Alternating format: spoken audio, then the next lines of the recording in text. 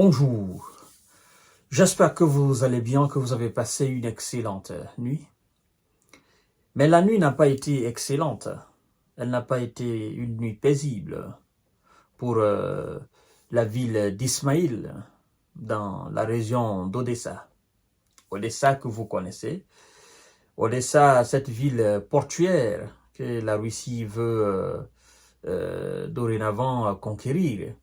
Parce que si elle arrive effectivement à mettre la main sur la ville d'Odessa, ben, l'Ukraine est coupée complètement de la mer. Et donc, les opérations sont intenses dans cette région.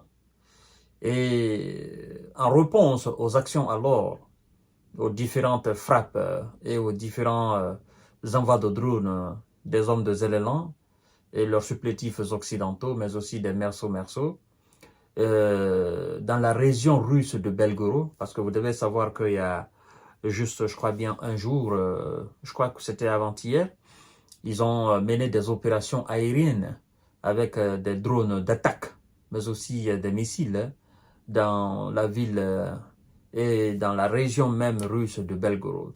Et donc, bien que les drones ont été descendus, mais aussi les missiles qui ont été envoyés, il faut mentionner que les débris de ces missiles et de ces quelques drones ont fait des dégâts dans la région russe de Belgorod. Et maintenant, comme c'est coup pour coup, œil pour œil, dent pour dent, donc la Russie aussi procède à des frappes, des envois de drones de combat. En fait, tu m'envoies des drones, je t'envoie des drones. Tu m'envoies des missiles, je t'envoie des missiles. Tu montes en puissance, je monte en puissance. Tu baisses un peu, je baisse un peu. Tu envoies des chars, j'envoie des chars. Nous sommes dans ce jeu-là de coup pour coup. Et donc, pendant ce temps, M. Zelensky est en train de faire la belle fête du côté de l'autre côté de l'Atlantique. Hein. Je veux parler des États-Unis. D'ailleurs, on nous annonce qu'il a présenté son plan de paix, son plan de victoire à Kamala Harris. Mais nous ne sommes pas là, nous sommes dans la ville d'Ismaïli. Parce que là, les actions militaires aériennes russes ont envoyé, selon le chef de l'administration régionale de l'OSA, ces actions ont envoyé 3 personnes au repos éternel.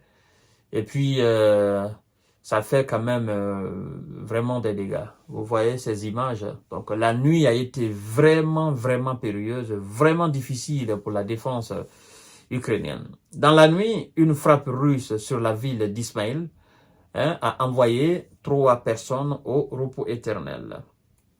Dans la nuit de jeudi à vendredi, 3 personnes ont été envoyées au repos éternel et 11 autres blessées après une frappe russe sur la ville d'Ismaïli dans l'oblast d'Odessa.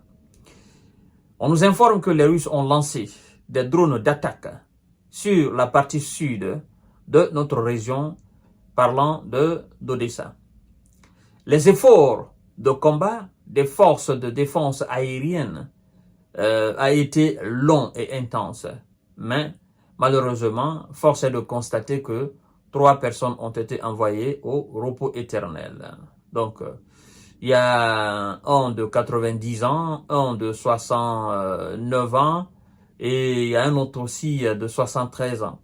Donc, il y a 11 personnes aussi qui ont été blessées, dont un môme. Écrit ce télégramme, Oleg Kiper, chef de l'administration militaire de l'oblast d'Odessa. Alors, la Russie est dans sa logique, l'Ukraine aussi est dans sa logique, donc chacun reste dans sa logique. Et chaque jour qui passe, on va compter le nombre de personnes qui partent au repos éternel par les actions.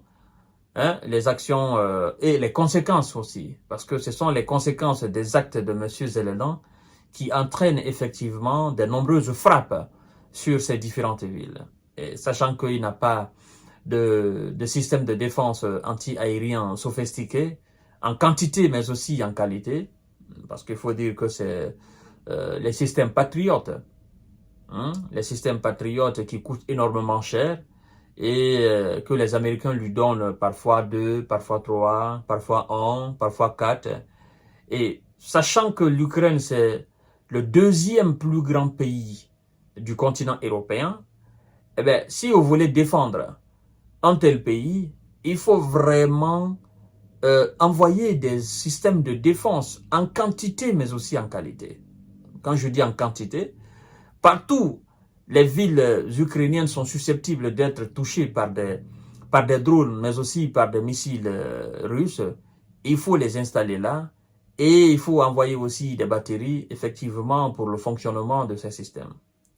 Mais il y a un truc qui cloche, en fait, qui coince dans le fournissement de ces systèmes patriotes, c'est que les Ukrainiens eux-mêmes n'ont pas l'intelligence, ils n'ont pas la capacité de faire fonctionner ce système.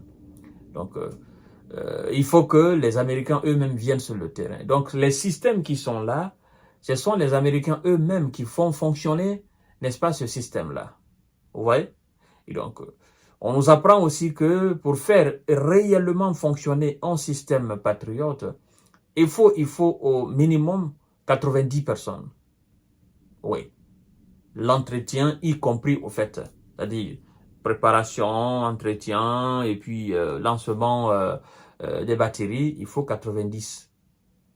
Et donc, tous les systèmes de défense américains, patriotes qui se trouvent en Ukraine, ce sont des Américains qui les font, qui travaillent là-dessus.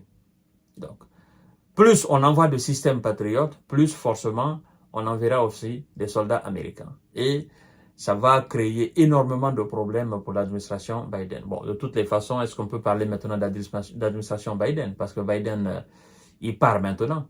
Voilà, mesdames et messieurs, malheureusement, c'est ainsi depuis un certain temps, hein, et quand la Russie frappe, ça fait mouche, parce que vraiment, les drones d'attaque, les missiles qui sont envoyés, les gars ne peuvent pas se protéger contre. Mais comme le clown, il ne comprend pas, ben, ils n'ont qu'à continuer.